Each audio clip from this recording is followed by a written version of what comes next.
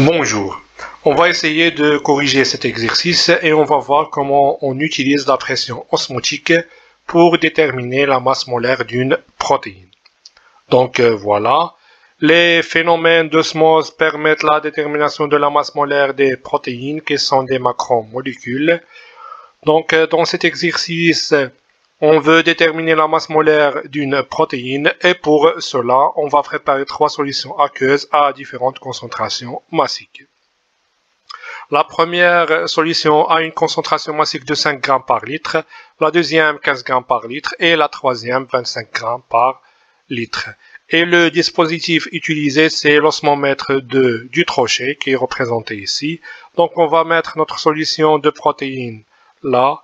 Et ici, j'ai une membrane qui laisse passer le solvant et les petites molécules et ne laisse pas passer les macromolécules comme les protéines. Donc, la solution des protéines va exercer une pression qu'on va appeler la pression osmotique et qui se manifeste par une hauteur notée H ici. Donc on va travailler dans une température de 20 degrés C et la question c'est de déterminer la masse molaire de cette protéine. Donc il nous donne l'accélération G qui est égale à 9,81 mètres par seconde au carré, la constante des gaz parfaits qui est égale à 8,32 joules par mol Kelvin et la masse volumique de l'eau qui est égale à 1000 kg par mètre cube.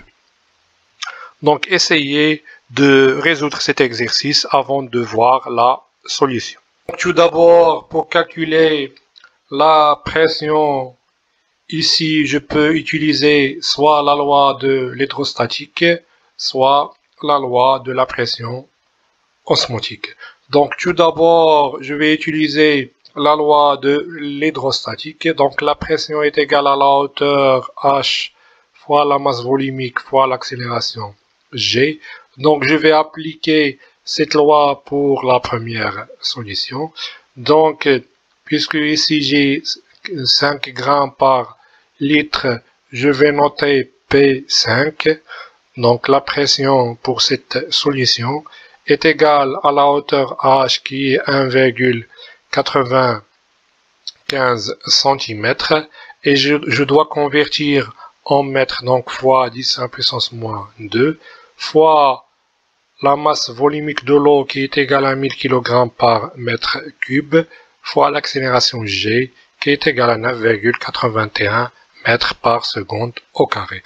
Donc la pression pour la première solution est égale à 191 pascal. Donc pour la deuxième solution, je vais noter P15.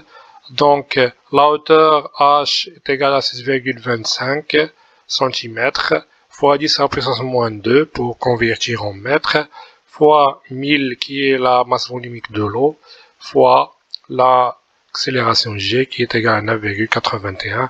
Donc la pression est égale à 613 pascal. Et la même chose pour la troisième solution. Donc on sait que la pression hydrostatique c'est la même que la pression osmotique ici. Donc pour la pression osmotique, on sait que par exemple ici pour une protéine est égal à le coefficient d'ionisation fois la concentration des protéines en mol par mètre cube fois la constante des gaz parfaits fois la température en Kelvin.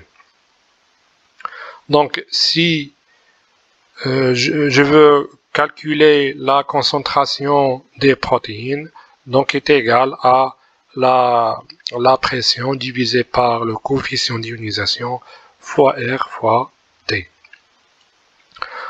Donc si j'applique cette formule pour la première solution, donc la pression hydrostatique qui est la même que la pression osmotique est égale à 191 divisé par la constante des gaz parfaits qui est égale à 8,32 fois la température en Kelvin. Donc j'ai travaillé en 20 degrés C, donc plus 273 pour convertir en Kelvin. Et pour le coefficient d'ionisation est égal à 1. Donc est égal à 0,0784 mol par mètre cube. Donc la concentration en mol par litre est égale à 78,4 10 à la puissance moins 6 mol par litre.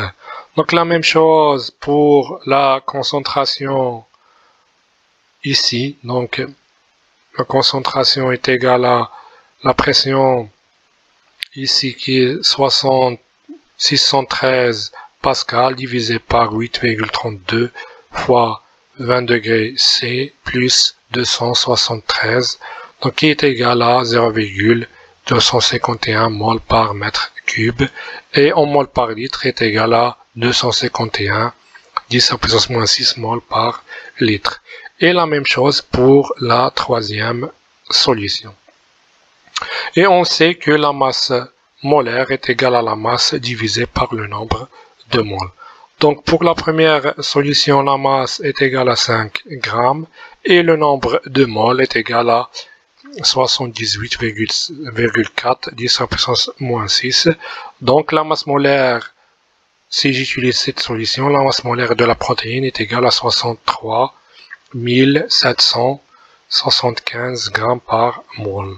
Pour la deuxième solution, donc c'est la masse divisée par le nombre de moles. La masse c'est 15 grammes et le nombre de moles c'est 251 10 à la puissance moins 6 qui donne 59 760 grammes par mol. Et la même chose pour la troisième solution. Et pour obtenir une moyenne de la masse molaire de cette protéine, je vais faire la somme des trois masses molaires et je divise par 3 et je vais obtenir la masse molaire moyenne de cette protéine qui est égale à 59 862 grammes par mol.